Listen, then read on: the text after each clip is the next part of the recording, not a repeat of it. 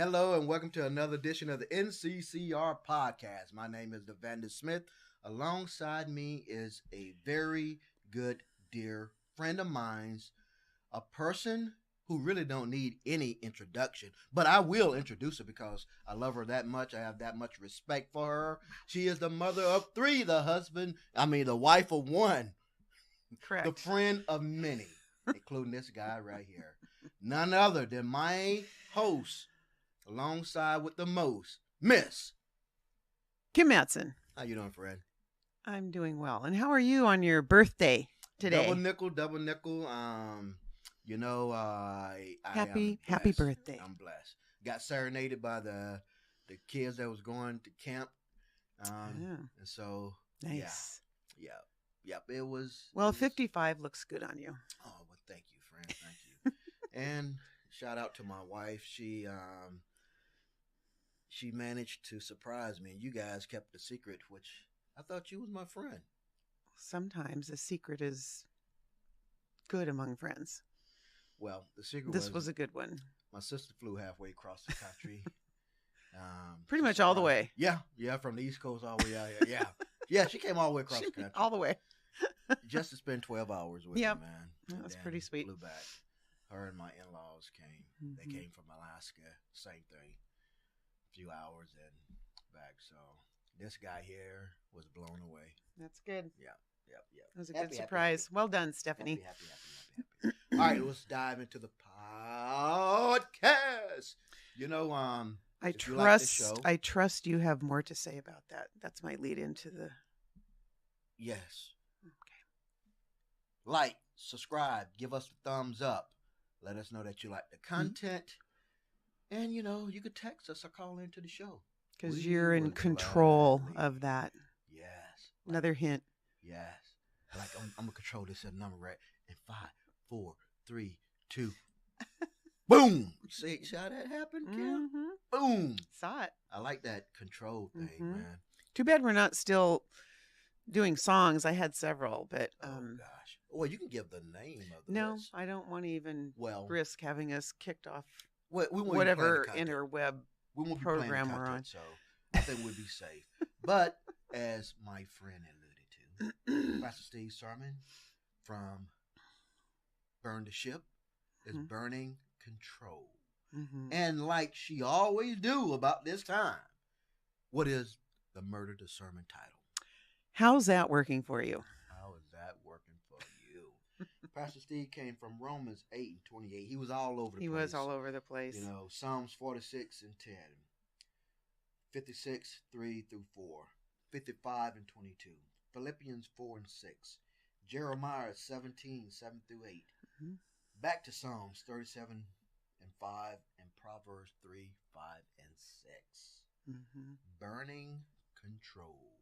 Sending control down with the ship. Kim, I got to ask you a question. Are you a control freak? I have been known to be a control freak. Oh, wow. So how's that working out for you? Exactly. Well, that is a tricky thing, right? Because there's certain things you feel like you must control in the course of a day. But that's the small stuff. That's the driving a car and keeping it in your lane, for example, or, buying the right loaf of bread at the store. I mean, simple things, simple tasks are best left to perhaps my control. The big stuff, not so much. So, Kim, are you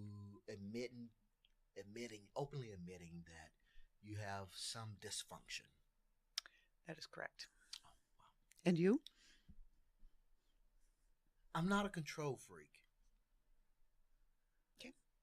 I'm not a control freak. But my better half? Well, we all have our...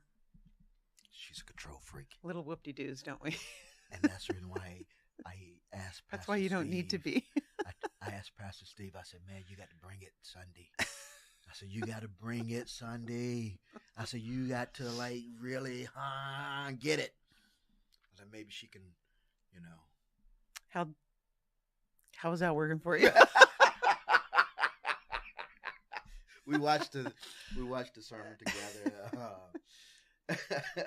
After our parents left, we logged into YouTube and it was on the patio deck, and I could tell when he was hitting her. He was giving those body shots. I'm sitting over there like, she had to like go get more coffee. yeah. She had to get some more, but it wasn't coffee. So Pastor D, well thank done, you, buddy. as well usual. done.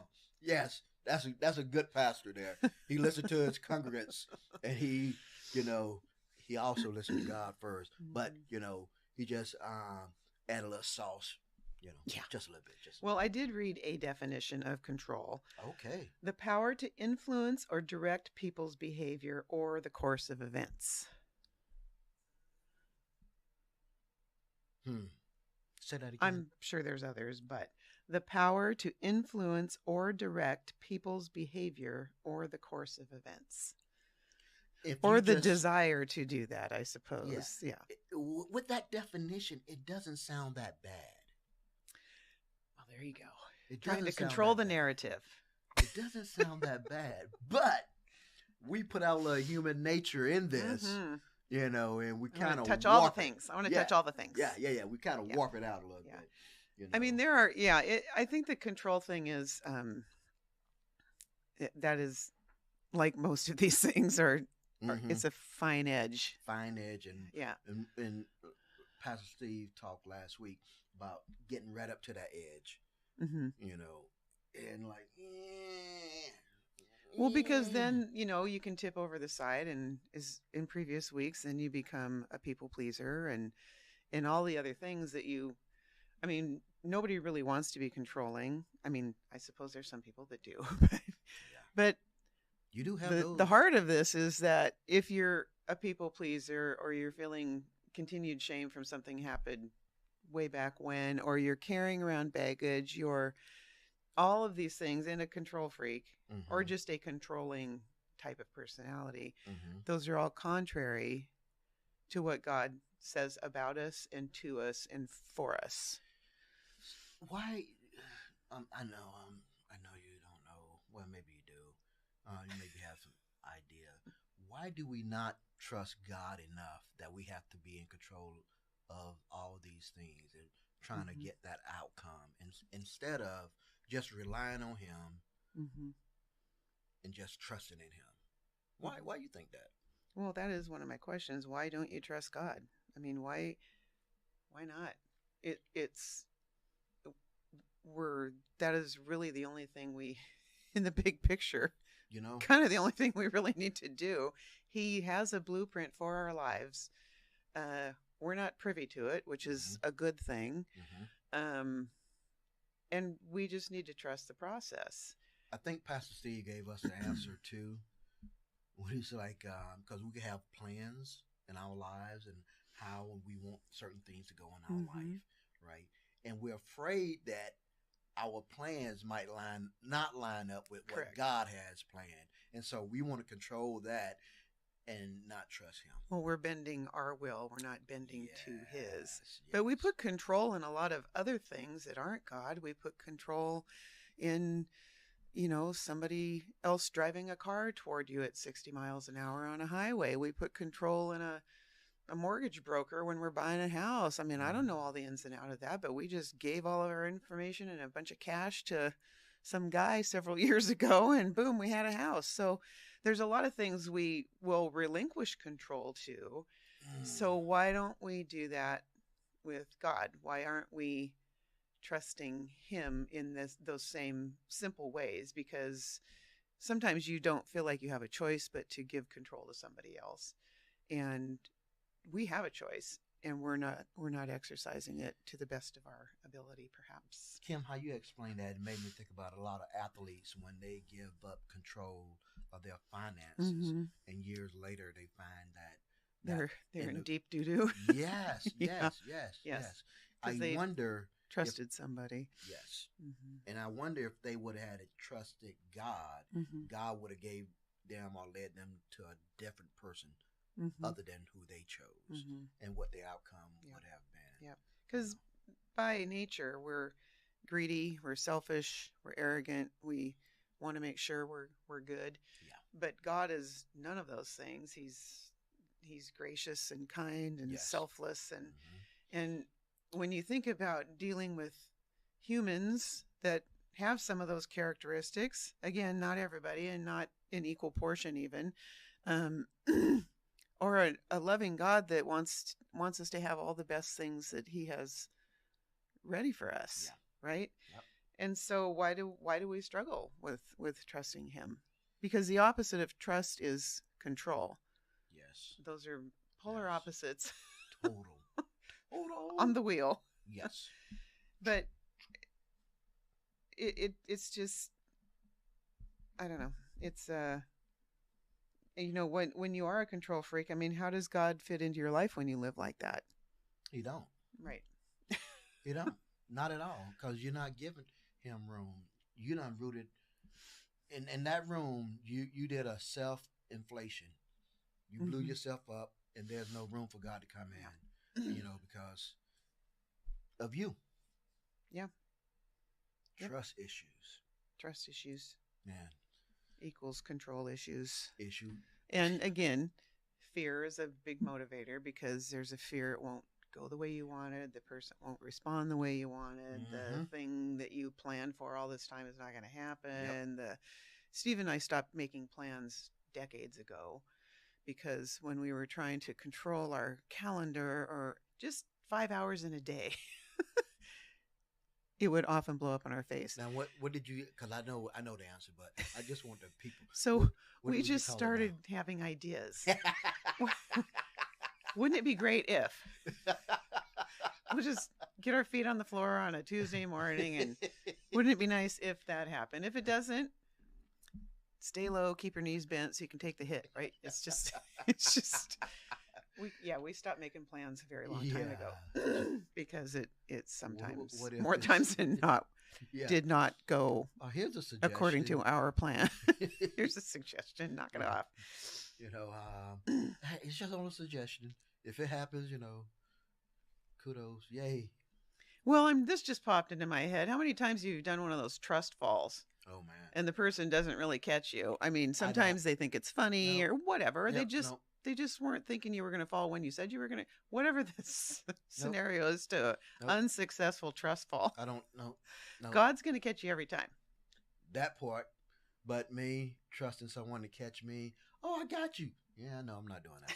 I'm not doing it. No, don't believe you. I'm not doing it. I'm not going to fall. Yeah, not doing it. Well, I think there's a fear too of people having God's going to take me someplace I don't want to go, but God's going to take you exactly where He wants you to go. You should probably just think about going willingly. Just stop overthinking, get out of the way, and let God do what God does. And again, easier said than done, but if that's your mindset, that's a start. It goes back to what you said earlier, it's that fear thing. Because I was talking with a guy very close to me, and I was talking about, hey man, this walk. Why don't you give your life over to Christ? And it was fear of what he think he might be missing out on, or what he'll have to give up, what control he'll have to relinquish. Yes. Yep. Yes. Kim, I want to read this here scripture here from Philippians. Okay. Philippians 6:4-6. Do not be anxious about anything, but in everything, by prayer and supplication with thanksgiving, let your requests be made known to God.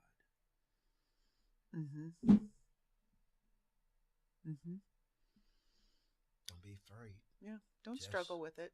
Just ask. Yeah. Well, I was gonna read Romans 8:31. What then shall we say to these things? If God is for us, who can be against us? It is really that simple. God's on my side 100% of the time. I just need to continually invite Him to be on my team. Because when I try to do things on my own or think I have a better idea, more times than not, like 100% of them, the outcome is slightly different than what I thought it might be. that part, but when your will lines up with his will, Mm-hmm. 100% of the time, Mm-hmm. it'll be in your favor. Mm-hmm. But we have to submit our will to him. Mm-hmm. And that is something that these creatures, Mm-hmm. humans, Well, he made us with free will, mm-hmm. and then he starts testing us right out of the chute. Yeah. What are you going to do now? But I think as I was becoming a believer and then a follower of Christ, I think that was something that became obvious as time went by to people around me because they didn't get it. Well, you used to do this. Well, I don't do that anymore. Mm-hmm. And this is why. And I think that because we have free will, and if it is a less than subtle about face in one's personality or character or actions, it becomes even more clear to those standing by and watching that this is a life-changing thing. You know, to add on to what you were just saying, when I was still active duty when I gave myself, when I came to the knowledge of Christ, I ain't give myself. God already had me, but I accepted, Mm-hmm. and I'm thankful for the friends that I had, because one of my thing was what are my boys going to think now, Mm-hmm. and all of them at some point had Something to say. no had church Ah. background, and the things they kept me from doing the things that I used to do, because they were like, hey, we respect what you're doing, Mm-hmm. and so we're not going to allow you to do the things that we're doing. Mm-hmm. Well, and like we said last week, two people will see your actions before they hear your words, so you can't really have a serious conversation about some of this stuff if somebody isn't convinced or hasn't seen you display those tendencies in person. And I one of my good friends, his wife, every time we get together and stuff, and she always say, "Man, Smitty, you was always different. Mm. You was different." Yeah, but that's before you met Joe, though. All right, Kim, what you want to leave us with? I don't know. Why not trust God? Just give it a whirl. Why not trust God? Why not? You know what? If you have done everything in your little control world and it has not worked for you, you're still waiting for it to be. Take her suggestion. Why not trust God? And with that, we're out, and everybody sing happy birthday to DeVandis out there in Radio Land. I'm just going to go chill out with the wife because she knocked it out of the park. And I salute all my friends, family, and loved ones. Thank you for the birthday wishes. Thank you, homie. And on that, we're definitely out. See you next time on this channel. Wow. NCCR Podcast.